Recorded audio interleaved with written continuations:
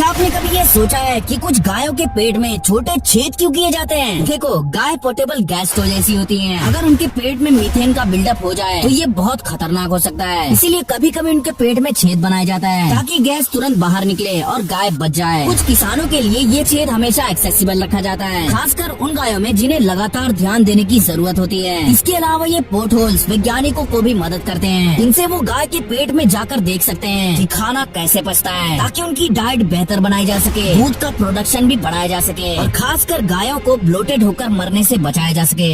अगर ये छोटी सी गलती की तो आपका पत्थर भी एक बम की तरफ फट सकता है। सबसे बड़ी गलती, गीले पत्थर या नदी से उठाए गए पत्थर का इस्तेमाल मत करना। अक्सर ऐसे पत्थरों के अंदर पानी फंसा रहता है और जब उस पत्थर को आग पर गर्म किया जाता है तो अंदर का पानी भाप में बदल जाता है और धीरे धीरे दबाव बढ़ने लगता है और फिर अचानक पत्थर जोरों से फट जाता है और ये पत्थर के टुकड़े उछलकर आपको भी लग सकते हैं, जिससे आपको गंभीर चोट लग सकती है। इसलिए हमेशा ध्यान रखो, पत्थर पूरी तरह सूखा हो तभी उस पर खाना बनाओ। ज्यादातर लोग जिप टाई हटाने के लिए उसे काट देते हैं, लेकिन सच ये है कि जिप टाइज को दोबारा इस्तेमाल करने के लिए ही डिजाइन किया जाता है। इन केबल टाइज के बहुत सारे काम होते हैं और अगर आप इन्हें सही तरीके से निकालें तो ये बिना टूटे फिर से इस्तेमाल हो सकते हैं, जैसे कि इस वीडियो में दिखाया जाता है। अगर आप प्लायर से जिप टाई के किनारों को मजबूती से दबाते हो तो उनका लॉकिंग मैकेनिज्म खुल जाता है बिना उसे नुकसान पहुँचाए। मतलब उसे फेंकने या काटने के बजाय बस उसे साइड से दबा दो, वो वापस रियूजेबल बन जाएगी।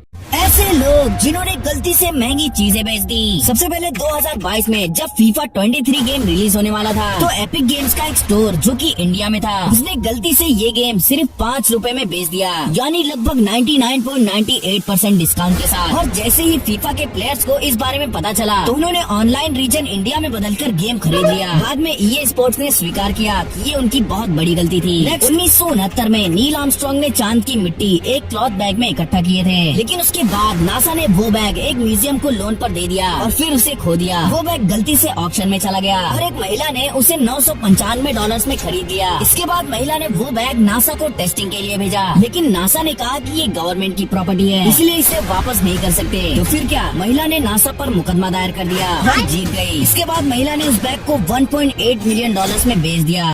ये लोग जो मिट्टी से बुर्ज खलीफा बनाने की कोशिश कर रहे हैं, उसका सिर्फ एक ही मकसद है, जितना हो सके उतना बर्ड प्रूफ इकट्ठा करो। और वजह सुनकर सच में आप हैरान रह जाओगे। इन टावरों को पिजन टावर कहा जाता है। ये इजिप्ट, ईरान और यूरोप के कुछ हिस्सों में पाए जाते हैं। असल में इनका आइडिया बहुत ही शानदार था, क्योंकि करीब 2000 साल तक इन्होंने पूरी सिविलाइजेशन की खेती को सहारा दिया। इन टावरों को सेरेमिक पॉट्स और मिट्टी से बनाया जाता है और ऊपर से व्हाइट पेंट किया जाता है ताकि अंदर का तापमान ठंडा रहे। इस तरह ये टावर पिजन्स के रहने और आराम करने के लिए एकदम परफेक्ट जगह बन जाते थे और यही तो लोग चाहते भी थे। समय के साथ इन टावरों के अंदर पिजन पूप के बड़े बड़े ढेर जमा हो जाते थे, जिन्हें किसान इकट्ठा करके खेतों में इस्तेमाल करते थे, क्योंकि पिजन पूप दुनिया के सबसे ताकतवर नेचुरल फर्टिलाइजर में से एक माना जाता है, जो फसलों को तेजी से बढ़ने में मदद करता है।